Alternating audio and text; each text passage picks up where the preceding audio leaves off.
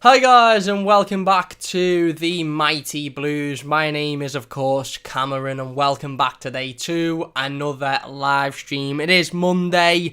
It is the game review to yesterday's absolutely dreadful 2-0 defeat to Fulham at Goodison Park. Carlo Ancelotti's Everton side once again proving our predictability and putting in an absolutely woeful performance at home for countless amounts of time this season. And once again not taking up that chance to make some room on the sides that are in and around us. Again, there was no fight, there was no energy, there was no passion, it was so predictable, we were so complacent. We're going to go into all of it today. Usually we sit down and we do these reviews, and I want to say a couple of things before we go into it. Firstly, it's another review at midday, 12 o'clock, so if you are watching later on and you're thinking, why aren't you doing live streams at 5 o'clock anymore, Cam? I will be doing live streams, later on in the evening, but again, circumstances have changed a little bit today, so I thought we'd sit down and we'd do this one in the afternoon. Secondly, before we go into this review, I want to say Fulham absolutely deserved their win. They were much the better side. They didn't come to Everton and, narrowly beat us. They didn't come to Everton and hit us on the break and score 2 goals in the last 10 minutes to win it. They come to Everton and they bossed the game for 90 minutes. And one of the biggest points that's to be made today in this review is that, Carlo Ancelotti watched Everton put in an absolutely dreadful performance for 45 minutes, and we pretty much knew what the outcome was going to be from half-time, and that was Fulham were going to turn up in the second half and do the exact same, and nothing was changed. So Fulham absolutely deserved their win. Fair play to Fulham. They play some really nice football. We sat down on Friday night in the preview and spoke about the fact that Fulham can play nice football. They just haven't had results going their way. And like every other side that doesn't have results going their way, like every other side that's struggling so far this season, they turn up to Everton and we go, here's an early Christmas present. It's only February, but you know what we'll do? We'll give you your Christmas present a little bit earlier this year. Here's a 3 points against Everton. And it's so frustrating. And like I said, we're going to delve into it in as much detail as possible today. Usually in these reviews, we sit down and we talk about the first half and we analyse the first half, and then we talk about the second half and we analyse the goals individually, and we try and go through the entire game. But I feel like this one's going to be a little bit different, to be honest with you, because again, the first half was just so predictable and so poor, and the second half was very much of the same. I mean, Everton didn't have a shot on target until the 75th minute, and that was Gylfi Sigurdsson practically passing it back to Areola. I mean, Richarlison, I think, touched the ball maybe a dozen times in the game, 4 times in the first half, and I don't particularly put that down to Richarlison. It was just abysmal. It was absolutely abysmal, and I suppose you start with who's to blame for this one, who takes the blame, who's at fault, and I think the manager and the players have to take a fair share of the blame, to be perfectly honest with you. Carlo Ancelotti, for me, as again, although he's put out a strong Everton side, he's changed it again.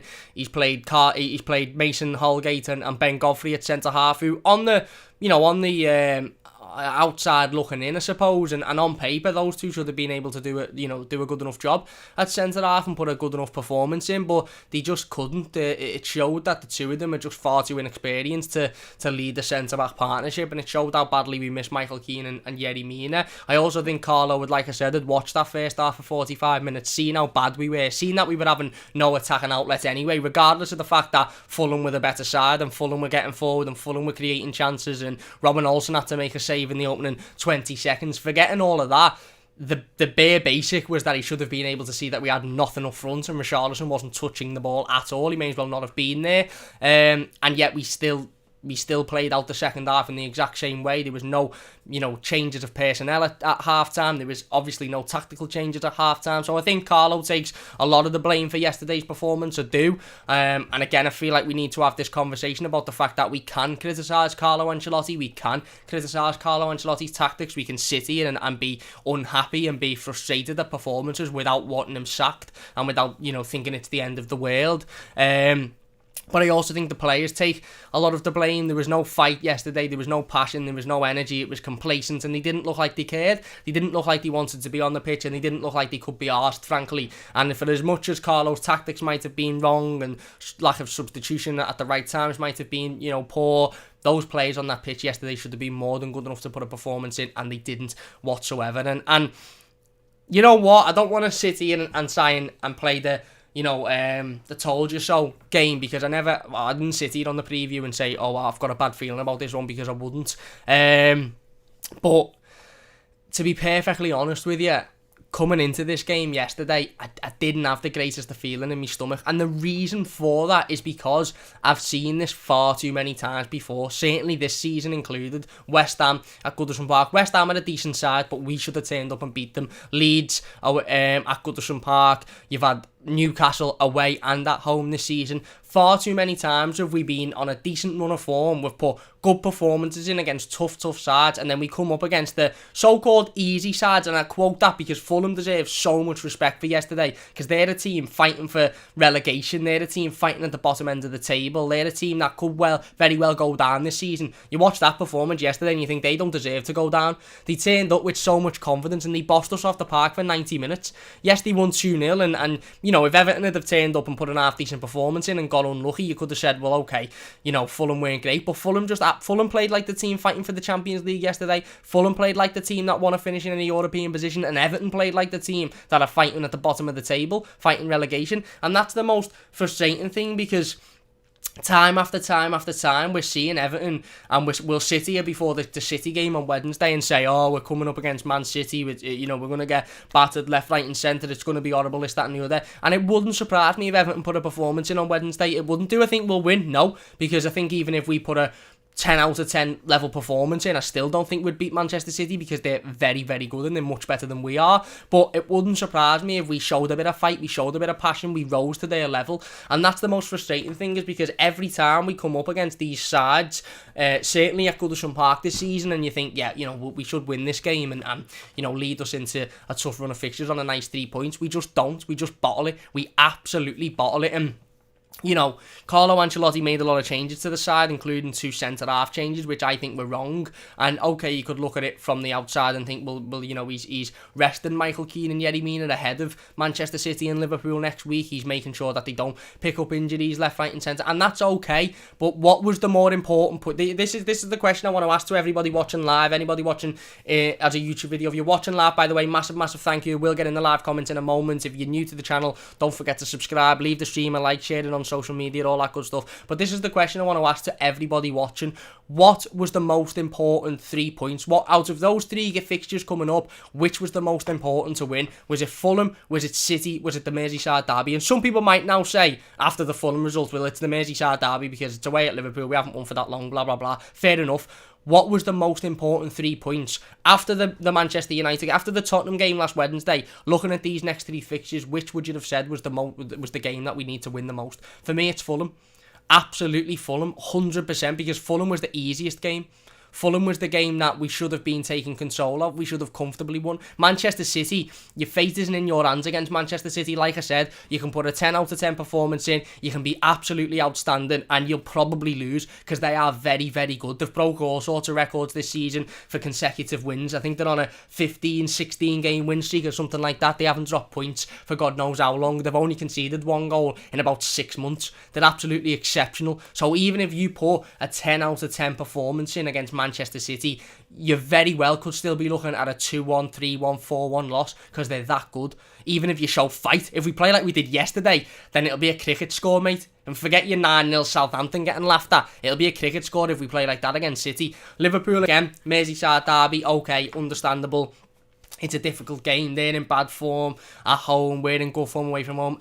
Fair enough. But again, if we beat Fulham, we lose to City, and then we get even a draw out of Liverpool, I think we're all sitting here saying, you know what, that's around about where we are. We've drawn a derby, we've lost to the team that are the best team in the league, and we've beaten the team that we should be beating. But that's not the case, is it, with Everton? Everton have lost to Fulham. And again, we don't know what's going to happen on Wednesday or Saturday, and I wouldn't be surprised if we turned up and put a performance in. But that is the game for me. And everyone's saying, Daniel says Fulham was, Philip says Fulham was, Goodison Blues, Fulham. Daniel says I can accept losing to City and Liverpool.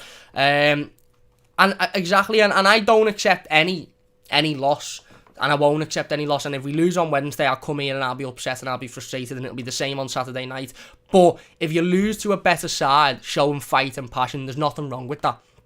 Nothing wrong with that. If you lose to a team that are just better than you, and Manchester City, let's be honest, are just better than you. If we turn up on Wednesday and we put a performance in like that and we get beat 8-10-0, I'll be shit. And I don't think that'll happen, by the way, but let's just say for argument's sake we get our arses handed to us because we perform like that on Wednesday. I'll be sitting here and I'll be frustrated and I'll be moaning and I'll be annoyed because I'll say, why couldn't we have at least showed some fight and passion? But I don't think we will. Honestly, I think we'll turn up and we'll show fight and passion on Wednesday because that's what Everton do.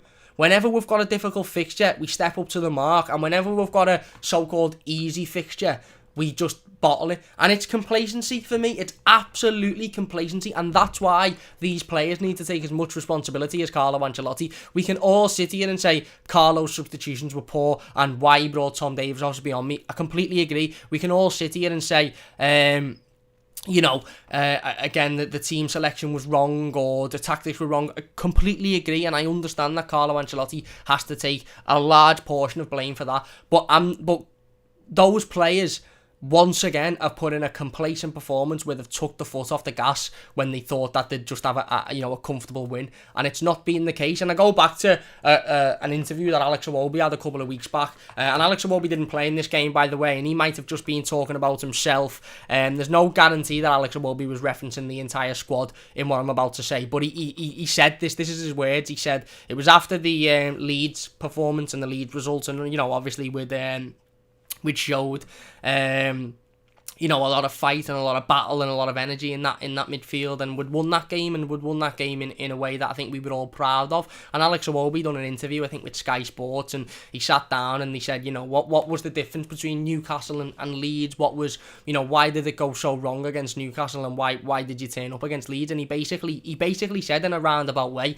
we took our foot off the gas, we become a little bit complacent, we just weren't at the races against Newcastle, and that's fine. If you make that mistake once, that's absolutely fine. If you're a group of players and you turn up and you think, you know what, we'll walk this, and you get your asses handed to you, like we did 3 weeks ago against Newcastle, 2 weeks ago even, not even 3 weeks ago, 2 weeks ago against Newcastle, and then you turn up for every game in the rest of the season and you think we can't afford to do that. No matter who we're playing, we have to be on the pedal because... anybody can beat us on the day, anybody can beat us, but we don't. We make the same mistake. We turn up for 2 weeks. The Manchester United performance and results, what's the point? The Leeds performance and result, what's the point? The Tottenham performance in the cup, what's the point if the next time we face a team that we should be comfortably beating? And that's no disrespect to Fulham. I know Robbie O'Rourke's a Fulham fan. He's in the chat. Fulham were brilliant yesterday. That's no disrespect to Fulham. But let's be perfectly honest. If we want to challenge for the Champions League place or the Europa League place or anywhere near that top 7 or 8 in the league, we have to be beating sides like Fulham at Goodison Park. So what's the point in the Manchester United result? What's the point in the Leeds result? What's the point in the Tottenham result if the next time we face a team that we should be beating, we become complacent again? Because that's not learning your lesson. That's just repeating the same mistake the next time it comes to facing a team we should be beating. And that's the big worry, is if Alex Iwobi's coming out and saying, yeah, we became complacent, we took our foot off the gas the last, when we played Newcastle, and then we rectified that and we had a reaction against Leeds, that's brilliant. But why have you took your foot off the gas again yesterday? What's the purpose of doing that again yesterday? Why haven't you gone out yesterday thinking, you know what, these are the side that are fighting relegation, these can turn up and beat us here, these can put a performance in, so let's not take our foot off the gas, let's go full throttle 100%. But we didn't, did we? We just completely turned up and it was like we didn't want to be there. And I honestly believe a lot of them players on that pitch yesterday were sort of standing there thinking, it'll be alright because in 10 minutes James Rodriguez will play a world-class pass to Richarlison, or Richarlison will pick the ball up and run at something and create something in a minute. We don't really need to be on our game here because we're not playing a great side.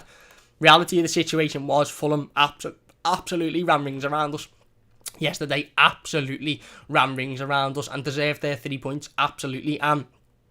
Again, there was a lot of emotional fallout on social media yesterday. There was a lot of shouts. There was a lot of, frustration, and rightly so. Some guided towards Carlo Ancelotti, some guided towards James Rodriguez. And I want to talk about James and his role in this Everton side alongside a couple of players that are very similar to him a little bit later on in the live stream. But for me, again, we can sit here and we can criticise Carlo Ancelotti without wanting Carlo Ancelotti sacked. I don't want Carlo Ancelotti sacked whatsoever. He's the best manager Everton have had in my lifetime, and we are massively overachieving this season. We're winning games we wouldn't usually be winning. We're getting points where we wouldn't usually get points, and we're turning up and we're showing fight. And you know something that Carlo Ancelotti's mentioned multiple times over the last 3 or 4 weeks? Spirit. And I've sat here, and Goodison Blues will be able to tell you, Dylan will be able to tell you, Phil will be able to tell you, Noah, Everton Blues will be able to tell you. I've sat here multiple times over the last 2 or 3 weeks or so, and I've spoke about the spirit of this Everton side being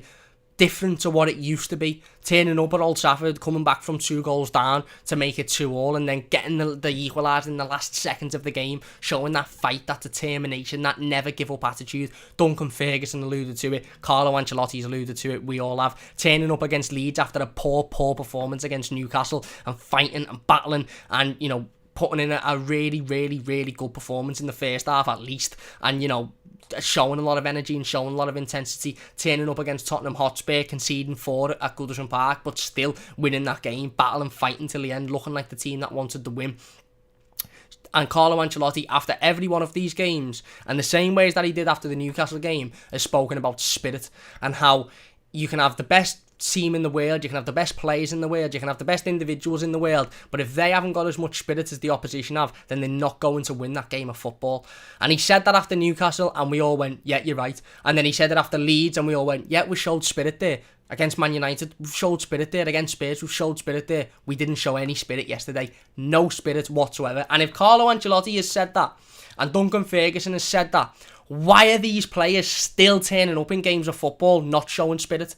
Now, I think Carlo's alluded to fatigue today, and sort of, you know, mentioned, I wouldn't say blamed, because I don't think he's put blame on anything. I don't think he's the type of manager to do that, but he spoke about the fatigue of the squad and you know, you know, the fact that we played 120 minutes last Wednesday, and that's all fair enough. That is all fair enough. But like I said before, I would have rather of us played a full strength team, i.e., you know, Ben Godfrey at right back, Michael Keane and Yerry Mina at centre half, Luca Dean at left back, Alan in there again. I'd have rather us have played a strong team, go out with spirit, with fight, with as much energy as we possibly could, win that game, and then not concede to a loss against Manchester City. I'm not saying that whatsoever. I never want Everton to turn up in a game of football and think, yeah, we're happy to lose this one. But again, show a little bit of fight, and then after the Manchester City game, if we lose, turn around and go, well, you know what? We're fatigued, we've played a lot of football recently, we prioritised the Fulham victory, we got the Fulham victory, and now we've lost to a team that are going to ultimately go on and win the league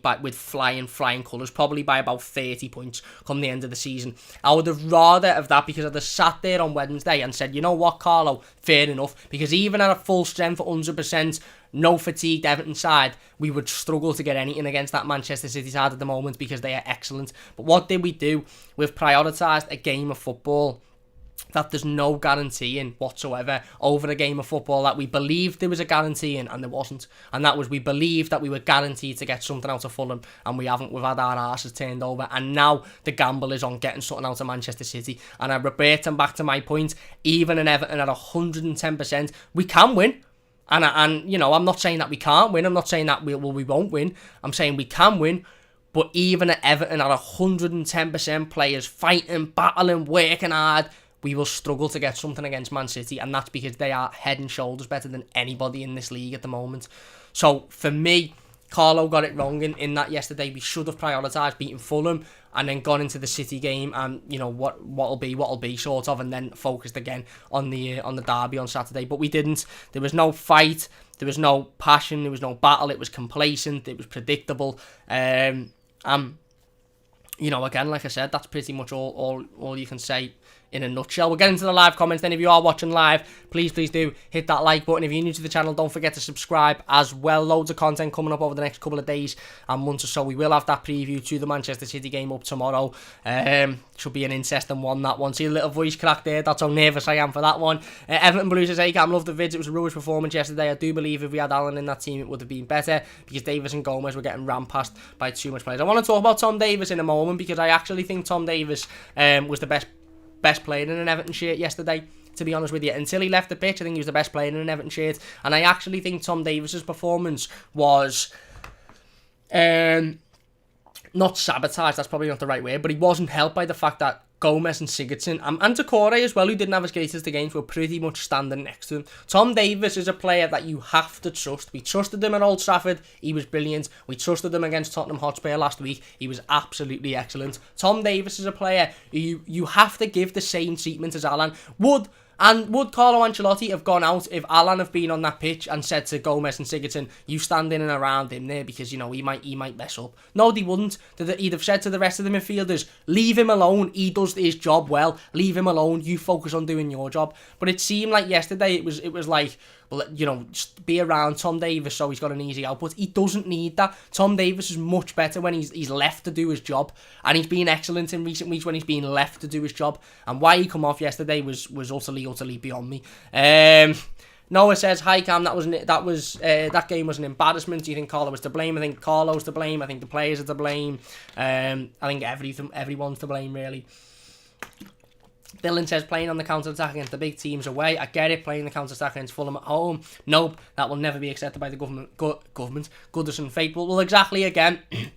And that's where the tactics were wrong from Carlo Ancelotti yesterday. He set up in the same manner as he probably will set up on Wednesday. Only on Wednesday we're playing a side that are going to win the league, I can comfortably say. Whereas yesterday we were playing a side that are fighting relegation. And that's no disrespect to Fulham, but let's be honest, it should have been a much more attacking setup. Goodison Blue says, it was like I joked yesterday, not bothered 0 versus bothered 2. Exactly, mate, couldn't put it better myself. Daniel says, Iwobi and King should have started as they're quick and more direct. I agree with that. Daniel says Decore is tired, played nearly every game this season, and that's fair enough. And squad rotation is understandable, and I get that, and I'm not against rotating the squad, and I'm not against Carlo coming out and saying, look, we have to rotate the squad, and that's going to cause some issues, but you don't have to rotate 5-6 players. You don't have to, and it's not just rotation in the sense of players coming in and out. By the way, obviously we had Michael Keane and Yerry Mina who weren't involved. We probably didn't make that many. I haven't counted, but we probably didn't make that many personnel changes yesterday. You know, Dominic Calvert-Lewin come out, of course. Iwobi come out for James. We probably didn't make that many personnel changes, but we made tactical changes in the defence, the midfield, and the attack, and it completely just threw everybody off. Noah says, Coleman looked like he was trying to start something a couple of times, but nothing significant. He also says, Rome wasn't built in a day. I think we have faith with Carlo and give him time, we will do better. I agree. Dylan says, losing doesn't bother me as much as the way we lose. I completely agree, mate. Phil says, good day all. What's happening, Phil? Daniel says, hope Carlo was learning from his mistakes. He's a wise guy and is learning about Everton. Exactly. Jason says, hi Cam, hi everybody, hi mate. Daniel says, I can accept losing to City and Liverpool. And Dylan says, Fulham should be the banker with a free hit at City and Liverpool, get the 3 points, and the others are a bonus. I agree, mate. I absolutely agree. And I just think we completely overlooked Fulham yesterday. We really did. But like you said, tactically, I think Carlo got it wrong. But ultimately, he still had he still had 8 or 9 international players out on that pitch yesterday. And did any of them deserve to wear that shirt? I don't think they did. But like I said, you know, it's mad because usually in these reviews we sit down and we talk about the first half and we talk about the second half and we go in depth in it. I think we can sum this one up pretty much overall, and that was the first 45 minutes. There was 2 or 3 occasions where Everton had wake-up calls, massive wake-up calls. Robin Olsen was called into action within the first minute of the game, made the save, Fulham got a corner, and there was a couple of times where Fulham broke, and they broke fast, and we just about dealt with it. I think, again, in the same way as that we saw it against Newcastle, we were seeing individual errors. Players picking up the ball and just giving it away far too easily, being lazy with the passing, not looking at where they're passing the ball, either giving it away or putting it out of play, giving Fulham all of the time to pick the ball back up. And we couldn't even get out of our half. Certainly not in that second half. We couldn't get into Fulham's half. It was literally like we were playing a side that were, top end of the league, fighting for the title. And as much as that's respect to Fulham for turning up and doing that and having the balls to do that, again, it shows why at Everton, at Goodison Park, against the side in the relegation zone, sitting back. Why are we sitting back and hoping to hit them on the counter-attack? Why aren't we approaching that game in the same way as that we approach some away games this season? Why aren't we approaching that game like Leeds, where we just constantly throw everything at them, where we show energy, where we show fight, where we show battle? Why aren't we doing that? Because the Leeds game was 3 days after the Newcastle game. And we didn't show any fight and spirit in the Newcastle game. And the reason was, we're fatigued, we're tired. But we turned up on Wednesday, the game after, 3 days later against Leeds, and showed fight and showed energy. And I get we played 120 minutes last Wednesday, and I get it was a difficult night and a difficult performance and a difficult game of football. But again, why are we just sitting back and allowing teams to come onto us? I mean, Fulham must have had about 80% possession come 90 minutes yesterday. We had one shot on target, and it was at 75 minutes in. Or we certainly had one shot on target in the first 80 minutes. I think Michael Keane might have had an header towards the end of the game. That was about it. It was utterly embarrassing, and like I said, the first 45 minutes for me should have been a massive, massive wake-up call to Carlo Ancelotti and that Everton team, because we were dreadful. And I was hoping and praying, and to be fair, I had confidence in it. I was hoping that we'd come out in the second half, and much like we did at Old Trafford, much like we did in a couple of other games this season, we'd come out a different team. We'd come out and we'd battle, we'd fight, we'd add a little bit more energy, we'd add a little bit more intensity, we'd get forward, we'd hurt Fulham a little bit more. We didn't put Fulham under pressure once. In the entire 90 minutes, they weren't under pressure once. Areola probably went back into the changing room and hung his shirt back up and said to the kit man, "You don't need to wash that, fella. I've done fuck all night. You don't need to do anything with that, mate. Just, bring it back next week and I'll put the same one back on. Saves you time." We didn't put pressure on Fulham once yesterday, and that is such a worry, because we now know going forward that this Everton team is susceptible to putting in that level of performance against anybody, and we'll all probably be clouded come Wednesday night if we put an half-decent performance in against City and maybe nick a result. But let's not forget that 3 weeks' time we'll play Southampton or somebody else who's on a bad run of form, and they'll probably turn us over, because far too often do these players become complacent. Far too often they become complacent, and you hear teams that win league titles and win Champions League titles and win, trophies, and the managers of those teams and the players of those teams, they all come out and they all say the same thing, be it when they've won the trophy or, during their period where they're playing in said competition. They all say the same thing, and that is, we're just focusing on next week. We're just focusing on next week. We're just focusing on next, we're focused on the next game. We focus on the next game. It's never, Man City, a couple of seasons ago, were 100 points ahead. Sorry, not 100 points ahead. Won the league with 100 points and were about 30 points ahead of whoever was in second. And until they had mathematically won that trophy, their players, their manager, all come out and said, "No, we're just focused on the next game. We're just focused on the next game." It seems like Everton are focused on a game in 2-3 weeks' time. We're not really interested in Fulham, because we'll beat Fulham. That'll be sound. We don't need to worry about them, because James will pull off an exceptional pass and we'll beat them comfortably. Why are we going into games with that level of complacency? Why? And I don't put it down to fatigue. I don't, because again, ultimately, you could say that about a lot of sides, and I don't doubt that these players are tired, and I don't doubt that some players more than others maybe, have played more football and deserve more of a rest. I don't doubt that, but I'm not going to sit here and use that as an excuse, because we should have been much better yesterday. Like I said, first 45 minutes, it should have been a massive wake-up call to Carlo Ancelotti. For me, Carlo got it wrong by not changing it after 20 minutes. That first 25 minutes was utterly atrocious. It was embarrassing. It was absolutely embarrassing, and I'd have changed it after 25 minutes. I would. I'd have made a point. I'd have made a point of Gomez. I'd have made a point of Sigurdsson. I'd have made a point of Holgate. I'd have made a point of those players that were absolutely awful, and I'd have changed it. And I get you don't want to upset the apple cart, and you don't want to, upset players and upset the dressing room, blah, blah, blah, blah, blah. But you've got to do what you've got to do to win a game of football. And I could clearly tell, even 20, 25 minutes in, that we were not winning that game of football whatsoever.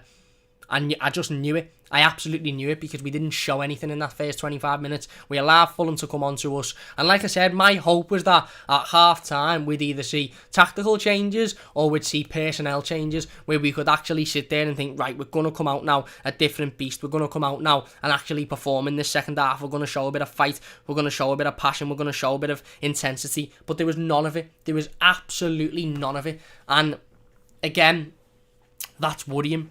That is absolutely worrying. We didn't make a change until, 60 minutes in, and Michael Keane's coming on and Tom Davies is coming off. Tom Davies, who'd been our best player in the entire game, coming off. Why? Was he great? No. Was he absolutely exceptional? No. Was he creating much? No. But he was a lot better than Gomez was, who wasn't creating anything. He was a lot better than Sigurdsson was, who wasn't creating anything. So why is he being taken off? I don't understand it. But yeah, like I said, we get in at half time. We've had no shots on target. We've had very little possession.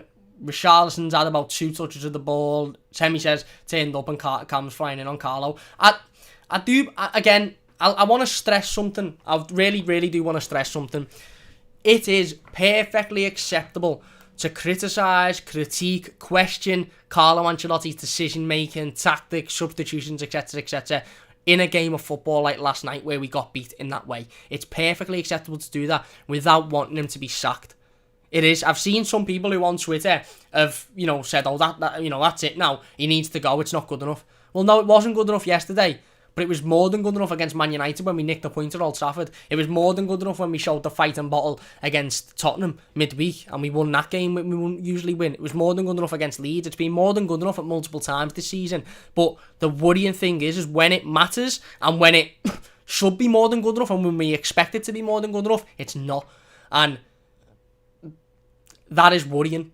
That is absolutely worrying because that shows a level of complacency from these players and that shows that they're not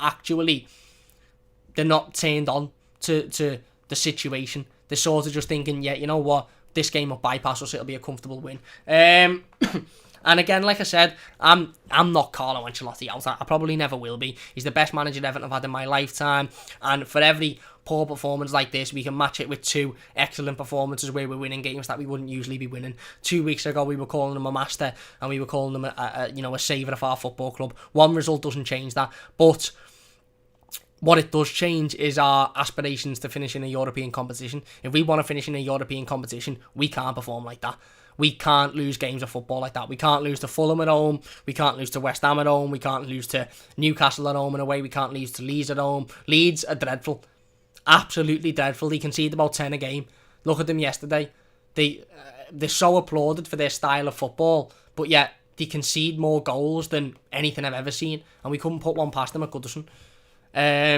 It's perfectly fair to be critical, as Semi says, spot on, perfectly fair to be critical. We can all sit here and have our opinions without wanting Carlo Ancelotti sacked or without wanting certain players to leave. And you have to be critical of yesterday. But like I said, Carlo got it wrong on multiple fronts yesterday. One of them was the team selection. I think to chop and change the centre-back partnership is getting ridiculous now. Play Yerry Mina and Michael Keane until one of them picks up an injury or until one of them, can't play anymore. Michael Keane played about 8 months of football consistently, week in, week out, without being dropped. Now, he can't get a consistent run of games. I said it before, and I'll say it again, and I said it when things were going well with Everton. If you were constantly chopping and changing players and constantly chopping and changing sides, what happens is Michael Keane goes into training at Finch Farm on a Monday and he's thinking, right, I don't know whether I'm playing at the weekend, and if I am playing, I don't know who I'm playing against. So he can't, I don't know who I'm playing with, sorry. So he can't prepare for whoever he's going to be playing next to or their strengths and weaknesses. The big positive of Yerry Mina and Michael Keane's partnership this season is they both played together that many times that they learned each other's strengths and weaknesses and they built on that. Mina looked at Michael Keane and thought, right, you're not the greatest in the air, so I'll deal with everything in the air. And Michael Keane looked at Mina and thought, right, you're probably susceptible to turning your back when shots come in, so I'll deal with everything that's coming in. And they built such an excellent centre-back partnership. And I understand Carlo Ancelotti coming out and saying, we need to rotate and, there's, we could have injuries and we need to save players and we want to keep everything competitive. I get that. I absolutely get that. But, again, we're not really in a position to do that. At the moment, we're not. Ben Godfrey and Mason Holgate, who have been very good this season. Certainly Ben Godfrey showing that they cannot play centre-half together. They're too inexperienced. They don't sack their men as much as they should do. And, it's so easy for teams to get in behind them. They can't play centre-half together. They haven't got the experience to do so. And in Carlo carrying on changing tactics and personnel, that isn't helping. Again, substitutions at 25 minutes, I'd have made 3 substitutions, to be honest with you. At 45, I'd have certainly made 3 because you could see it wasn't working for us. And then the decision to take Michael Keane off, take Tom Davis off is shocking. It's absolutely shocking. But it doesn't all fall on Carlo Ancelotti. Believe it or not, it doesn't all fall on Carlo Ancelotti. That side of shit out there, they've absolutely shit out. Carlo Ancelotti is, but let's be perfectly honest, when the team news was released, we can all sit here and we can all say, after the game when we've lost, I didn't agree with the team, I didn't think it was good enough, blah, blah, blah, blah, blah. We can all sit here and say that, but let's be honest, I looked at that team at 6 o'clock yesterday and I thought, okay, it's missing Meenan and Keane, which is a loss. It's missing Calvert-Lewin, but that should be good enough to get a result. You've got Hammers in there, who's been excellent. You've got Richarlison in there, who's getting back to form. Davis has been brilliant recently. Gomez and Sigurdsson have done very, very well. That should be more than good enough to get a result. So Carlo Ancelotti had put out a side that he trusted were good enough to get a result. What hopefully Carlo will have learned now, that team isn't good enough and that he's going to have to continue playing players even if he doesn't want to and even if he does want to rotate. Otherwise, we're not going to get results. And the players have massively let him down. Like I said, none of them bothered to fight. None of them bothered to show any urgency. None of them bothered to show any intensity. There was no bottle. They just become complacent. Let's get back into the live comments then. If you're enjoying the stream, by the way, so far, please do hit that like button. It does only take a second. If you're new to the channel, don't forget to subscribe as well. Daniel says, let's pressure if we beat Fulham as well. Much less pressure, mate. Jason says, Man City in the Merseyside derby. But to be honest, I thought Fulham would be the game we can make changes. Clearly not. Philip says, that's the first time ever that Fulham have won in the league at Goodison Park. Exactly. And they were very, very good. They were very good, and full respect to Fulham, but we were at socials. Jason says, why didn't Alan come on and why didn't Josh King start? Who knows? Daniel says, not to accept, but you know what I mean. City and Liverpool are better. Yeah, I get it, mate. That was my point. If we lose to City and Liverpool and we put in a fight, then you could say, you know what? Those two sides are probably better than us, even though they're not much better than us. But losing to Fulham and not putting in a performance is shocking. It's absolutely shocking. Daniel says, I bet we give City a game. Haha, wouldn't surprise me, mate. Daniel says, imagine if we won the easy games. Exactly. Philip says, we'd be champions. We would. But we'd be right up there. Imagine, I don't know the exact points. I can't be arsed looking at the league table, to be honest with you. But I know, where would we be if we'd have beat Newcastle home and away this season? There's 6 points. Leeds at home, there's 9 points. Yesterday, there's 12 points. West Ham at home, say, got a point out of that. There's 13 points. Let's have a little look. And all of those games, by the way, were winnable and we should have won. And even the West Ham game. So add 13 points to our tally. Somebody will be able to tell me this before I get it up anyway.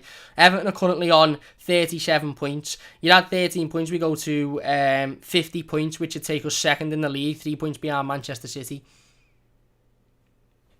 If we won all of those winnable games. And that's where we're going to miss out at the end of this season. That's where we're going to be looking at, we'll be sitting here doing the review of the season and we'll be saying, well, we've finished 6th there. But imagine if we'd have won all of these easy games, we could have challenged for the title. Daniel says, King should have started you right. Robbie says, Fulham were awesome. You were very good, mate, to be fair. Jason says, not sure how I feel about Coleman. I don't think he's much longer left, but I'd hate to lose him from the club. There must be a job upstairs. Dylan says, my biggest annoyance is when we defend corners with all 11 players, so as soon as it's clear they come straight back. Why not have one person near the halfway line just to give us a half chance? I agree, mate, I agree. Goodison Blue says, it's only because we would expect to get nothing from the City game. The Liverpool game, we could be on a 15 win streak. We always seem to crumble against them. Exactly, mate. Daniel says, need a right back. We certainly do. Jason says, you can't start with King on Wednesday after only coming on as a sub. Daniel says, what do you think Carlo Ancelotti said at half time? And he also says DCL is back. Jason, I hope so. I think he said it wasn't good enough. I think he said there was no spirit. I think he said there was no fight. And I think he basically said, go home and look in the mirror and stop thinking that you can turn up in games of football and just beat teams comfortably, because you can't. Dylan says, King's killed his career. He's unfit and needs games, but we won't give him games, so he won't get match fit. The signing was pointless. Well, again, that's the worry, I suppose. Robbie says, like this podcast and comments, Everton are a huge team in the Premier League, but this season has shown anyone can beat anyone on the day. Exactly, mate. Thank you very much. Daniel says, most annoying thing is that we got to 0-0 at half time and let it slip. And then says, still hating from yesterday. I was stupid to believe we may have learned our lesson from the Newcastle game. Exactly, mate. We were all stupid then. We were all stupid to believe that we'd learned our lesson. Burnley as well. Everton Botcher says, Burnley, there's another 3 points. Would have been joint with Man City. That is the issue this season, is we don't seem to be learning our lessons in these games of football where we're not turning up. And that's going to cost us. It will cost us. like I said, I don't think Carlo takes all the blame. He takes a lot of the blame, but I don't think he takes all of the blame. Certain performances last night were dreadful. Absolutely dreadful. Mason Holgate was shocking. Absolutely shocking. And I'm not going to go into it too much or go into anything personal, because I think Mason's been shaky for a couple of weeks now. He was very, very, very good for a period of time at right back. Very, very good. But he's been shaky for a couple of weeks now, and he was really bad last night. He was really, really bad. He was everywhere defensively. He completely allowed Josh Meyer to get in behind him for the first goal. He relied on Ben Godfrey to cover his back about 4 or 5 times, and he just wasn't comfortable at centre-half whatsoever. Was not comfortable at centre-half whatsoever. And I think the issue I had with Carlo's substitutions yesterday, along with the Tom Davies substitution, because I think it's mad, is if you're going to bring Michael Keane on, and you're going to make a point of the two centre-back partnership, the two centre-backs not being good enough, why not take Mason off? And why not say to Mason, you weren't good enough there today? That's not acceptable. Why leave him on and just push him at right back, giving him the impression that, yeah, you've done all right, we're just going to push it over? Why not take him off and say, that was awful, that mate. You can't perform like that. That's shocking. Not make an example as such, because, you never want to do that. You never want to, you never want to make an example out of players or embarrass players, but bring Mason off and make him think, you can't put performances in like that, mate. You can't turn up against United and Tottenham, and then, not Tottenham, he didn't play, Leeds and Chelsea at home and Arsenal, etc., and then put a performance in like that. You can't do it, so you're coming off. Bring these players back down to earth. Make them think, yeah, that isn't good enough, that. Don't push them out to right back. What's the point in that? And don't get me wrong, I don't think Seamus Coleman was great either. Had that run in the first half, which was shades of old Seamus, which was just absolutely excellent to see. But other than that, and I don't blame Seamus Coleman for this, by the way, and it's the entire reason as to why I'm not going to sit here and have a go at Seamus Coleman. He has not got the legs to get up and down that pitch consistently anymore. He doesn't have the legs to do it. And what that means is he gets to the halfway line and he stops. And he turns around, or he's looking for a backwards pass, or he's looking for a sideways pass. And I don't blame Coleman for doing that, because what Seamus is doing is he's thinking, if I make a belt and run up here and lose the ball, I ain't getting back in time. And then I'm out of my position as a defender. So I don't want to do that. He's not the Seamus Coleman as he was 5 or 10 years ago, where he could make those darting runs up and it'd be brilliant because he'd be able to get back in time. He's not that player anymore. And I don't necessarily disagree with him coming off, but Mason Holgate was by far the worst defender on that pitch yesterday. I think he was by far the worst player in an Everton shirt on that pitch, and he's still chewing his chewy and having a laugh, with 10 minutes to go when he's put that level of performance in. It's not good enough, it's not. The midfield yesterday, again, Abdoulaye Doucouré was poor, but I'm not going to sit here and have too much of a go of Abdoulaye Doucouré, because he's been excellent recently, and it was his one bad performance in a long, long time. So I'm not going to sit here and talk too much on him. But he was poor yesterday. He was poor. The issue I have with the other 3 midfielders, those be it, not Tom Davies, those be it Sigurdsson, Sigurdsson, Gomez, and James, is that they're all very much the same player. All very much the same player. They can't play together. I've just realised I said something before that I need to go and double back on, because I don't want it to sound wrong. I said you need to play Michael Keane and Yerry Mina now until one of them gets injured. I don't mean if there's an injury, play players until they get injured, wear players out. I don't mean that. What I'm saying is you can't just chop and you can't have a different centre-back partnership every week. You can't have different tactics every week. It needs to be very, very consistent to achieve consistent performances. If your tactics are inconsistent, if your team selection's inconsistent, you're going to get inconsistent results, because we're not AC Milan in 2007 or Man City now, where we've got players that you can constantly take off and replace, and it just is the same free-flowing football. We're not that team. So I think Mina and Keane need to start every game now. And if they do have any injury worries or injury issues, then you take them off like you did with Dom, where you say, right, to avoid injury, you felt a little issue, we're going to bring you off. But until those two feel a little issue or feel like there's a problem, they need to play every week. Anyway, back to Gomez, Sigurdsson and James. They're all very much of the same player. And by that, I think they're on a spectrum. And that is that Andre Gomez is very good on the ball. Not very good not good on off possession whatsoever. Not quick and not very creative. Gylfi Sigurdsson is not quick off the ball. Doesn't really do much running around off the ball, and is creative when he wants to be, aka Wednesday against Spurs, and James Rodriguez is the most creative player that we have. But again, off the ball is pretty much a liability. Now, those three players are what are described as, in modern day football, as luxury players. And it is absolutely perfectly acceptable to have a luxury player in your starting 11 playing games of football every week. The key word there is bloody hell. Can't even get it out. Nearly choked on my own words there. Hang on. Before we go back on that one. There you go. There's a little bit of amusement in the live comments. Have a laugh at that. We you know, it's difficult times at the moment with lockdown and all of that sort of stuff, and it was an awful performance yesterday, so we have to laugh at you know, at things like, have a laugh at that. But anyway, before I've just choked on my words there, the key letter in that sentence was they are luxury players, and you can afford to have a luxury player in your team, not three luxury players in your attacking line. Look at our forward line. It's not Corona, Austin, it's not, I promise you. Look at our forward line yesterday. Look at our midfield forward line. So we had Davis, we had Sigurdsson, we had Gomez, we had James, we had Richarlison, we had who else was in there? Decore playing along the front six. So out of those 6 players, 3 midfielders, 3 forwards, 3 of them are luxury players who don't do much running off the ball, don't do much work off the ball, but on the ball are decent. You cannot afford to have 3 luxury players in any one team. You can afford to have James in the team, because if you've got 2 other players that do the running round, then they do the work for James, i.e. an Alan and a Decore, i.e. a Davis and a Decore. You cannot afford to have Andre Gomez, Gylfi Sigurdsson and James Rodriguez in the same team. There's no energy there whatsoever. No energy. There's no intensity. There's not much work rate off the ball. I accept that James Rodriguez is a very good footballer, and I do think he's been a little bit scapegoated last night. You know, there was some shouts about him making Everton worse and not offering nothing. That's bollocks.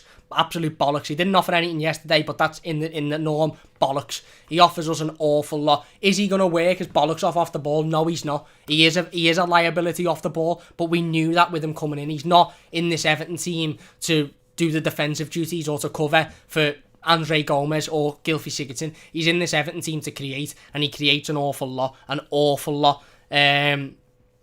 But you can't afford to have him in the same team as Gomez and Sigurdsson, because they are very much of the same. In fact, they're not as creative as James, but they're very much in the same as that. Off the ball, you won't get nothing from them. And that makes the performance against Leeds even more frustrating, because Gomez and Sigurdsson were really fighting and showed a bit of energy and showed a bit of intensity. So why wasn't it there yesterday? But like I said, those 3 players can't play in the same team. They can't play in the same starting 11. They just can't. There's not enough energy there. And when the 3 of them were left on, and you had, you know, obviously Gomez, you had Tom Davis coming off, who was the only player that was really bringing any energy, along with Decore, even though he didn't have his greatest the game. You saw the scratch in your head, thinking, well, where are we going to come from now? And James, like I said, he wasn't in the game yesterday. He wasn't. He played one nice ball into Andre Gomez, who basically just went, yeah, to Areola, you can have that. But he wasn't massively in the game, but I don't blame him for that, to be honest. I don't blame him for that, because, again, I just think we were really poor. I want to talk about Richarlison as well before we finish up in a moment. Let's get back in the comments, though. Massive thanks to everybody in the comments. Loads of comments. Really do appreciate it. If you are watching live, please do hit that like button. Subscribe to the channel if you're new as well. Jason says, we do have fight in ways this season. We do have fight in ways this season has been one of our best. It has, and we have showed a lot of fight, and we've showed a lot of energy and intensity at times this season, but why can't we show it on a consistent level, and why can't we show it against the sides like that we should be beating? Daniel says it's worrying that we didn't learn our lesson. Goodison Blue says, good point, Cameron. Daniel says, let's see if this happens after the derby. We have 1 game a week after that, and if this happens again, then there's a problem. Jason says, stay strong, you can't take plates off. If we got a result against Fulham, Man City could almost have been a free game. Exactly. Goodison says, it's like their heads winning the Valentine's Day, man's not on the game. It is, mate. Robbie says, without Calvert-Lewin, there was no target man. Well, I want to talk about Richarlison, because I think it's important that we mention Richie in a moment, because I really do feel sorry for Richie, to be honest with you. Stefan says, totally agree. What's the point in getting 4 points against Leicester and then dropping 6 against Newcastle? That's exactly my point, mate. Goodison Blues says, the fatigue thing bugs me. These guys are getting 40, 50, 60 plus grand a week. I play 3 games a week. Do you think King should have started? I would have liked to have seen him start, that's for sure. Ewan says, DCL is back for the Everton vs City game on Wednesday. I hope so. Deco Blue says, the players are getting well paid and should do better than this. And Eugene says, Jordan Pickford is back in goal this Wednesday. Well, let's see. Evertonian Luke says, the more all these absolute jokes who play for our club put performances in like that, the more likely it is they'll get shipped out, so leave them to it. We've got the right man steering the ship. And Philip says, what annoys me is for decades we've never really had a world-class defence capable of getting forward at speed, and Carlo breaks them up constantly, leave the back four alone. Yeah, I think that's a really good point. To be honest, I do think that's a really good point, and I think that needs to be the tactic going forward now. Leave the defence alone. Dean, Mina, Keane, and probably Godfrey at right back. That's it now. That is it. Unless injury, unless players feel knocks, players feel issues, leave that alone, because there's no point in changing it. But yeah, like I said, I want to talk about Richarlison before we finish up. Because I feel sorry for him. I think he had 4 touches in the first half. I think he finished the game with 12 touches whatsoever. You look at Richarlison's performance and you probably think, oh, he was awful, he wasn't in the game, his attitude's bad, this, that and the other. I just look at Richarlison's performance and think, I feel sorry for you, because nobody played him in. Every one of Richarlison's touches of the ball was either with his back facing the opposition goal, facing our goal, or a ball had been punted up to him and he just tried to get a touch on it. Did he ever have one moment of play where he was played in and he had the chance to run at defenders? I don't think he did. Nobody played it to him. It almost felt like Gomez, Sigurdsson, James were all sort of looking at him thinking, no, we're not passing to him. And I don't think that was the case, but why wasn't he given the ball with space to run? Why wasn't he given the opportunity to get at players and to hurt players and to, make Fulham, give Fulham issues defensively? We give them no issues defensively yesterday. It was the easiest game of football they would play all season. And I stick by that statement. And if you're a Fulham fan watching, let me know it was the easiest game of football you will play all season. The easiest win. Because we never offered anything. And I feel so sorry for Richarlison, because nobody gave him anything. Nobody gave him the ball with space to run into. Nobody gave him the opportunity to take players on. And you could sit there and say, well, that's he has to take responsibility then. He has to drop back. He has to pick the ball up. Does he? Because if we see Richarlison on the halfway line picking the ball up from Tom Davies, we're screaming saying, why aren't you up top? Why are you picking it up there? Why aren't you getting forward? Why aren't you receiving the ball? He didn't receive anything. And I don't put any blame yesterday on Richarlison, I don't, because he wasn't helped by anybody whatsoever. And that's the truth. You can disagree all you like. You can say, oh, his attitude was poor, this, that, the other. I'm not surprised he had a tit on. I'd have a tit on if I wasn't getting the ball to me and I knew that I could have a run at this defence who was susceptible to conceding goals and making mistakes. I'd have a tit on as well. It wasn't good enough, and he wasn't given anything yesterday, and I feel really sorry for Richarlison, I do. But yeah, again, we had nothing. We had absolutely nothing. And we put in another just unbelievably frustrating, predictable, complacent, lackadaisical, shambolic performance against another side that we should have comfortably turned up and beat. And don't be surprised if we put in a decent performance on Wednesday. Honestly, don't be surprised, because that's Everton all over. It really, really is. Semi says, greeting Blues, what's happening, Semi? Thanks for joining us. Eugene says Everton needs to play Alan. Yeah, Alan needs to come in and start. Mike says Carlo was pathetic as when with the team. What do you think half time when everybody was underperformed? First half is sent out to Sevilla. Shite for the second half. They think stuff. You, Carlo. Yeah, like I said, if I was Ancelotti has treated them players with far too much respect yesterday. Far too much. If I was Ancelotti, I've made 3 subs by 20 minutes. To be honest, and I've dragged Gomez off, I've dragged Holgate off, I've dragged Sigurdsson off, and I've made the point that wasn't good enough. Certainly at half time, if you're not going to make them at 20 minutes in, certainly at half time, because you knew the game was only going one way.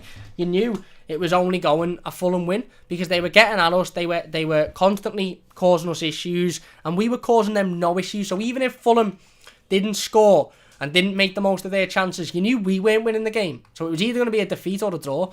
Dylan says, at some point you have to trust in youth. One player could change the whole team with their enthusiasm. Smith Rowe at Arsenal is a prime example. Fair enough. Julian says I was left heartbroken. There's plenty more where that come from as an Evertonian, mate. Tom says, love Carlo, but terrible setup. Packed the team with slow, creative players with no pace or runners in the team. Made no sense whatsoever, like Newcastle away. Baffling, lost when the team was announced. Yeah, I don't know. Semi says Cam got one in on Carlo. Daniel says, if you play Sigurdsson, he has to play in the 10. I just don't think he has to play at the moment. I think Holgate needs time out the team. I think Sigurdsson needs time out the team. I don't know. We need to set up differently. We need to set up to attack teams, to be honest with you, because we can't keep setting up to just defend. Mario Netta says, how can you lose to a relegation team? Everton, mate, Everton. Julian says, I never start Holgate again. His attitude's bad. He needs to come out now. He needs to come out. He wasn't good enough again yesterday. Daniel says it's all about balance. I agree. Ewan says Everton should play Alan on Everton should have played Alan. Semi says spot on, Cam, perfect to be critical. Exactly, mate. He says I lost sleep last night. Philip says we may as well forget the league now, go balls out for the cup. The worrying thing is we've still got 2 games in hand and we're still 3 points behind the team in 4th. And as much as that is still a very good season, it's so frustrating when you think we've dropped 13 points that we could have comfortably got. Everton Bodgers, we have lost to West Ham, Leeds, Newcastle and Fulham.